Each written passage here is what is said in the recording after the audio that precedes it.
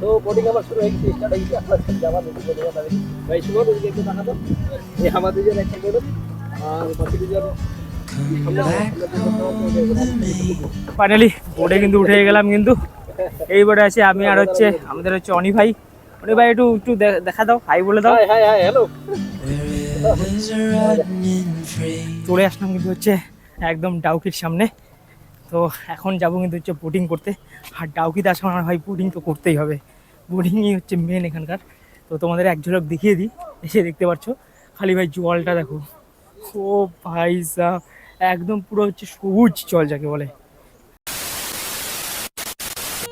আজ আমাদের মেঘালয় ট্রিপের চতুর্থ দিন। পাহাড় আর ঝর্ণা দেখার পর আজ আমরা যাচ্ছি পৃথিবীর অন্যতম স্বচ্ছ জলের নদী ডাউকি।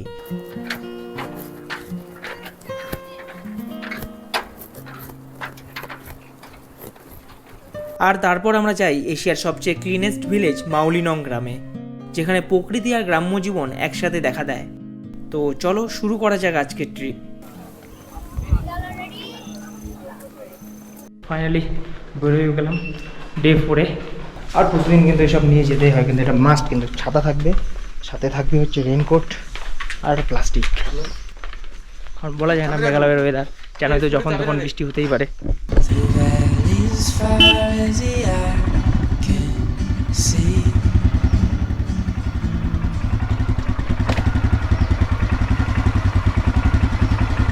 শুরু হলো আমাদের আজকের ট্রিপ।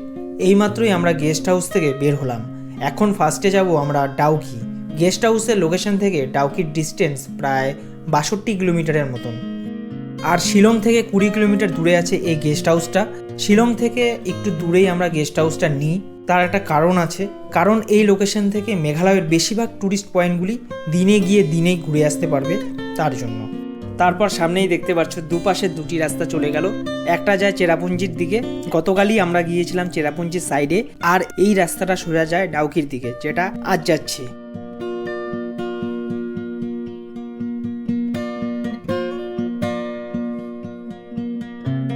সামনেই দেখতে পাচ্ছ গাড়ির কত বড় লাইন। তো আমাদের তো সুবিধাই হবে, কারণ আমরা বাইক নিয়ে আসছি, আমরা কাটিয়ে পার হয়ে যাব। আর রাস্তার কন্ডিশন দেখতে পাচ্ছ পুরোই খারাপ কিন্তু আপাতত, কারণ রাস্তা মেরামতের কাজ চলছে এখন।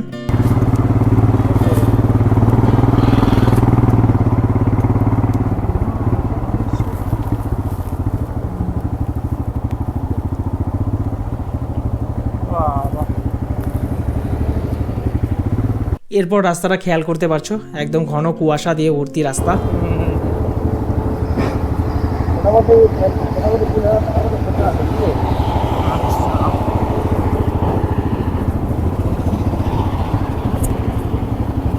কুয়াশা ভরা রাস্তা পার করে এখনকার রাস্তাটা দেখতে পারছো বৃষ্টি হওয়ার কারণে পুরো কাদা কাদা হয়ে গেছে। পাশেই পাহাড়টা কাটা হচ্ছে রাস্তাটা চওড়া করার জন্য। একদম লাল মাটির পাহাড়, তার জন্য রাস্তাটাও পুরো লাল হয়ে গেছে। আর দূরে পাহাড়ের ভিউটা দেখতে পারছো, খুব সুন্দর লাগছে। তো চলো পাহাড় আর মেঘের একটা টাইম ল্যাপস নেওয়া যাক।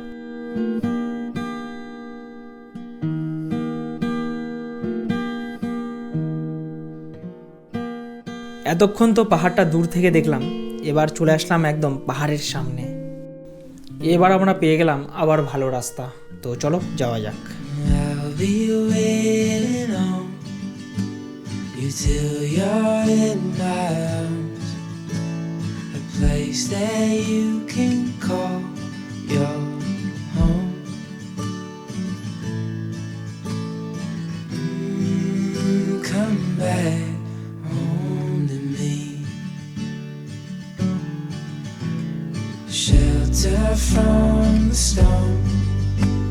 সামনের ভিড়টা দেখতে পাচ্ছ, আর কিছুটা মাত্র দূর আছে আমাদের ডাউকি, তারপরে কিন্তু আমরা সেই ভিউটা দেখতে পারবো।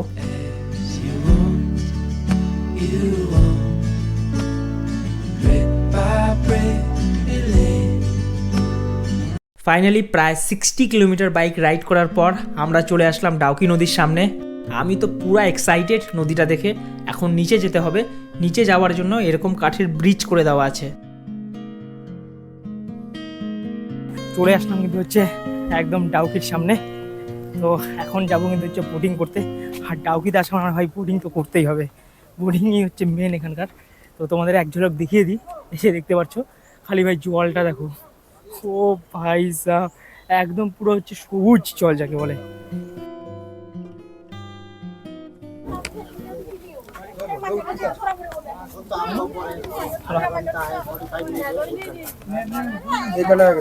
एक घंटा तो पूरा कंप्लीट, आइडल में भी रुकेगा 20 मिनट, वो 1200, नहीं रुकना है 1000, आधा घंटा 800, আধা ঘন্টা 800।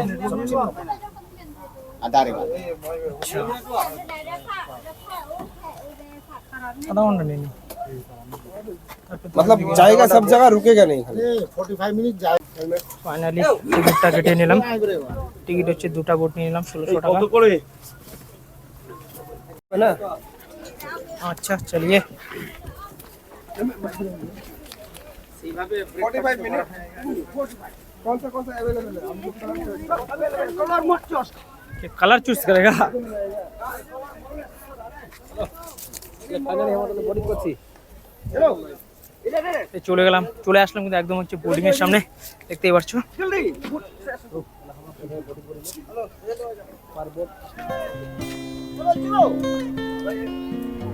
আর কোন সা এ वाला इधर আশমন্তি ভাই বসে বসে আমি বসে বসে इधर इधर इधर बैठो। हम बैठ जाते हैं इधर। फाइनली 1 घंटा लगाना है, 1 घंटा। ও হে টাইমিংটা স্টার্ট করেন, টাইমিংটা দেখে নেন। তো বোর্ডিং আবার শুরু হয়ে গেছে, স্টার্ট হয়ে গেছে। আপনারা যাওয়া দেখি বোর্ডিং যাবে ভাই, সুমন ওদিকে একটু তাকাতো। এই আমাদের দুজন একটা বোর্ড আর বাকি দুজন সামনে যে বোর্ড করা আছে ওটা আছে আমি সব একটু দিই। ফাইনালি বোর্ডে কিন্তু উঠে গেলাম, কিন্তু এই বোর্ডে আছে আমি আর হচ্ছে আমাদের হচ্ছে অনি ভাই। অনি ভাই একটু একটু দেখা দাও, হাই বলে দাও। হাই হাই হাই হ্যালো যাওয়া যায়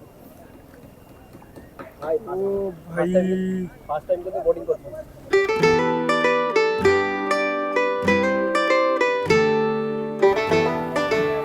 এই যে দেখতে পাচ্ছ পিছনে হচ্ছে বাংলাদেশ আর এদিকে হচ্ছে আমাদের হচ্ছে ইন্ডিয়া। আর এই সাইডে হচ্ছে আমাদের হচ্ছে দুই বান্দা, এক হচ্ছে রাজেশ আর হচ্ছে আমাদের ইন্দ্রজিৎ। ছবি তুলে যা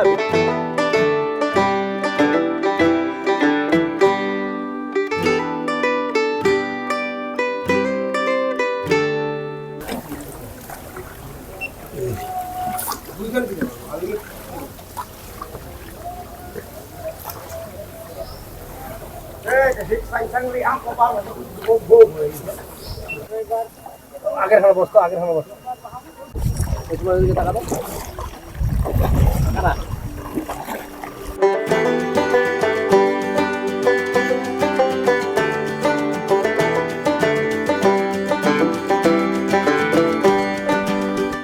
অসাধারণ জিনিস দেখাচ্ছি, এই নদী আর নদীটা দিয়ে আসতে সামনে দেখতে পাচ্ছ একটা যে ছোটো মোটো ঝর্ণা কিন্তু একদম।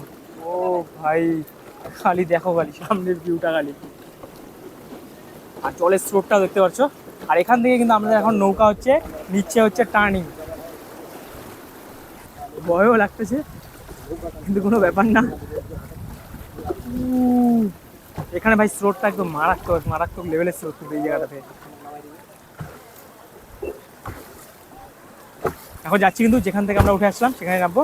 ও ভাই থকবক থকবক করতেছে একদম জলের ঢেউয়ে একদম। এবার যাচ্ছি আবার ওই সাইডে, আর এদিকে দেখতে পাচ্ছ একদম প্রচণ্ড বড় বড় পাহাড়, তার মধ্যে এরকম পাথর, আর এদিকে কিন্তু সবাই হচ্ছে ফিশিং করতেছে। সব থেকে আমার সুন্দর লাগছে ভাই এই জলটা, দেখতেই পাচ্ছ একদম পুরো একদম গ্রিন গ্রিন।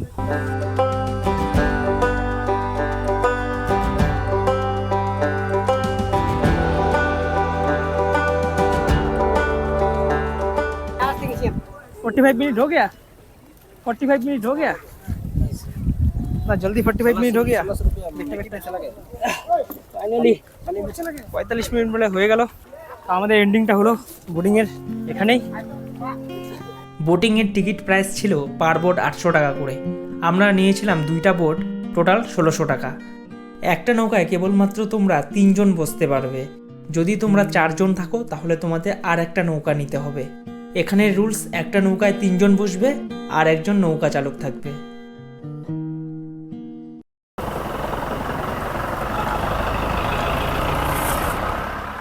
তারপর আমরা ডাউকি থেকে বেরিয়ে পড়ি। এবার আমরা যাই আরও একটা লোকেশন এক্সপ্লোর করতে। সেই লোকেশনটার নাম ছিল উমানগড় রিভার ক্যাম্প। এখানে যাওয়ার আমাদের একটাই উদ্দেশ্য ছিল, এই উমানগড় নদীর ওপর একটা লোহার হ্যাঙ্গিং ব্রিজ আছে সেটা দেখতে। এবং এই লোকেশনটার একটা ইন্টারেস্টিং ব্যাপারও আছে। ব্যাপারটা হলো ব্রিজের ঠিক নিচে নদীর পাশেই এখানে ক্যাম্প করে রাত কাটানো যায়, যেটা ডাউকিতে পারবে না, ওখানে শুধু বোটিং করতে পারবে। তো চলো তাড়াতাড়ি যাওয়া যাক। ডাউকি থেকে উমানগড় রিভার ক্যাম্পের ডিস্টেন্স হবে প্রায় 7 থেকে 8 কিলোমিটার। আমি তোমাদের সুবিধার জন্য ডেসক্রিপশন বক্সে গুগল ম্যাপের লোকেশনের লিঙ্ক দিয়ে রাখবো। দেখতে দেখতে চলে আসলাম উমানগড় রিভার ক্যাম্পের সামনেই দেখতে পাচ্ছ সব গাড়ি পার্কিং হচ্ছে। আমরাও পার্কিং করে নিলাম। 2 হুইলারের জন্য 10 টাকা করে, 4 হুইলার 50, হেভি হুইলার 100 এরকম। চলে আসলাম হচ্ছে আর একটা সাইট সিংয়ে। দেখতে পাচ্ছ একটা আছে হচ্ছে ব্রিজ, কিন্তু হ্যাঙ্গিং ব্রিজ।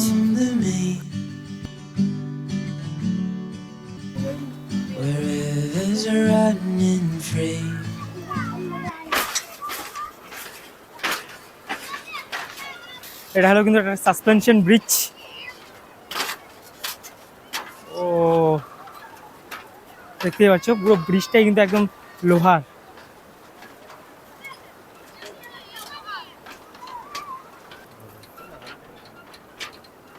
আর এই সাইড থেকে নিচে দেখতে পাচ্ছ পুরো একদম ক্যাম্পিংয়ের ব্যবস্থা আছে, কিন্তু ক্যাম্পিং প্লাস বোর্ডিং। বাট এখানে আর বোর্ডিং করবো না, কারণ হচ্ছে আমরা হচ্ছে ডাউকিতে বোর্ডিং করেই আসলাম। আর একটা জিনিস দেখতে পাচ্ছ, জলটা দেখো খালি, এখানকার জলটা একদম পুরোটাই রেড। এদিক থেকে আবার হচ্ছে গ্রিন, আর এদিকে রেড।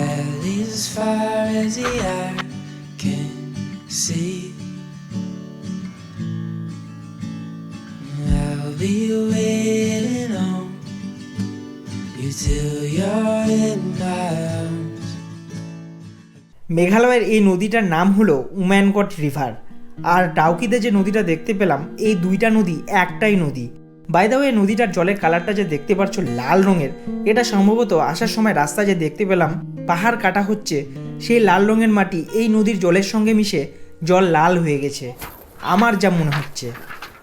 ব্রিজটা কিন্তু হালকা দেখতে পাচ্ছ, একবার এদিকে দুলতেছে একবার এদিকে দুলতেছে, বাট কোনো একটা ভয়ের কিন্তু কিছু নেই, কিন্তু পুরোটাই একদম লোহা দিয়ে তৈরি করা।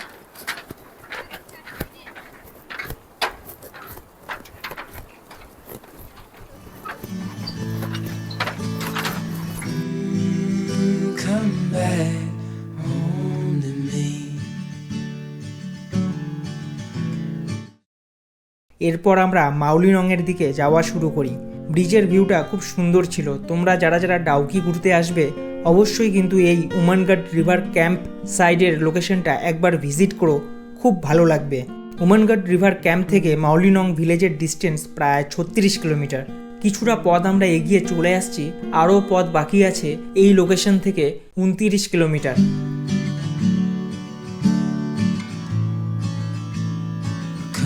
Back home to me, where rivers are running free. Finally আমরা চলে আসলাম আজকের আমাদের লাস্ট ডেস্টিনেশন মাউলিনং ভিলেজে। এন্ট্রিটা নিয়েই নিলাম। সামনেই দেখতে পাচ্ছ বড় একটা পার্কিং। চলো পার্কিংটা আগে করা যাক।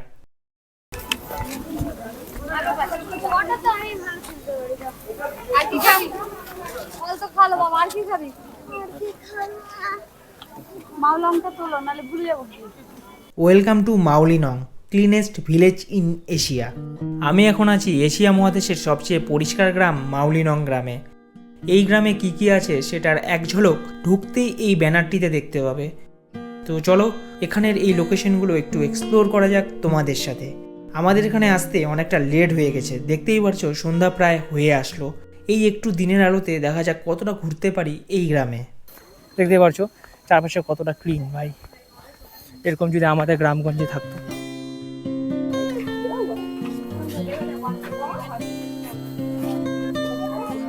कुछ लेगा भाई তুই না এগুলো নেওয়া যায় রে।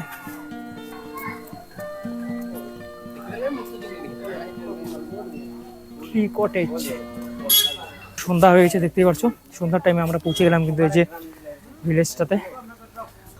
আর এই ভিলেজের পাশ দিক দিয়ে দেখতে পাচ্ছ অনেক হোমস্টে আছে কিন্তু, ঠিক আছে। পরপর কিন্তু যতগুলো বাড়ি দেখতে পাচ্ছি সবই কিন্তু হোমস্টে কিন্তু।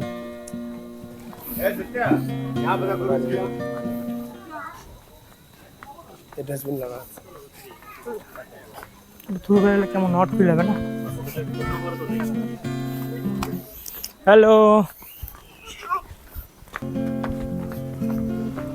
আমাকে নিচে তো কত বড় অ্যাকচুয়ালি কত বড়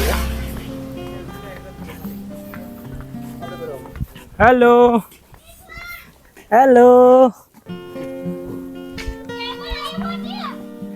দেখতে পাচ্ছ এখানে কিন্তু সব বাড়িতেই কিন্তু মনে হচ্ছে হোমস্টের ফেসিলিটি আছে। আর এই যে দেখতে পাচ্ছ কুড়ে ঘর। ও ভাই সাব,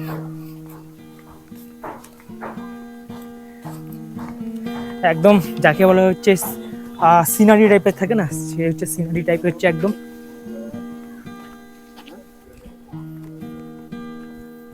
এক্সিট যেন কোন সাইড দিকে ছিল,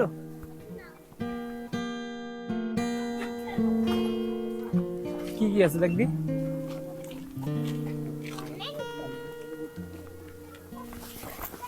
হ্যালো গাইস, এতটা হচ্ছে ক্লিন, একটা হচ্ছে কোনো প্লাস্টিক বা হচ্ছে পাতার নোংরা কিচ্ছু নাই কিন্তু একদম। কোটে পাতারি, আরে এক দূরে তো পড়বে না, ওটা তো ন্যাচারাল ব্যাপার না।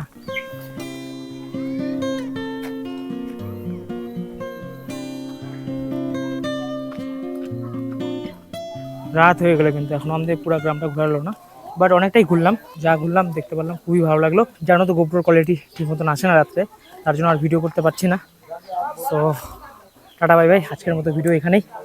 সো দেখা হবে নেক্সট পার্টে। সবশেষে আজকের ডিনারটা আমরা এই গ্রামেই খাবার প্ল্যান করি। এই গ্রামেই অনেক খাবার হোটেল পেয়ে যাবে, সেই মতো একটা হোটেলে আমরা ঢুকে পড়ি। এখন ডিনারটা আমরা হচ্ছে এই ভিলেজেই সারবো। এখানে অনেকগুলো রেস্টুরেন্ট আছে, তো এখানে একটা রেস্টুরেন্টে বসলাম। তো ভেজ থালি অর্ডার করলাম। ভেজ থালি হচ্ছে পার হেড 150 টাকা করে, রাইস আনলিমিটেড থাকবে। তো দেখা যাক ভেজ থালির মধ্যে আর কী কী দেয়।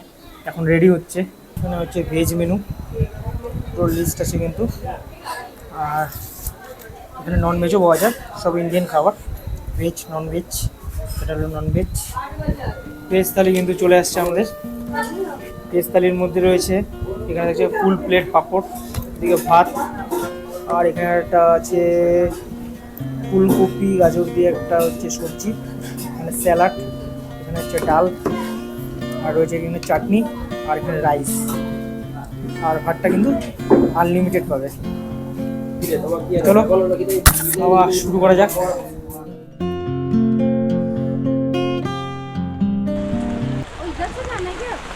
If you take 5 kilo, I will reduce more. I will give you 150. Piece piece Piece. Rice? 4 piece 100. 4 piece 100। 4 piece এটাই হচ্ছে ভিউ দেখার মেহনত। তার মধ্যে আজকে যা মনে হচ্ছে ভিউ তো দেখতে পারবো না।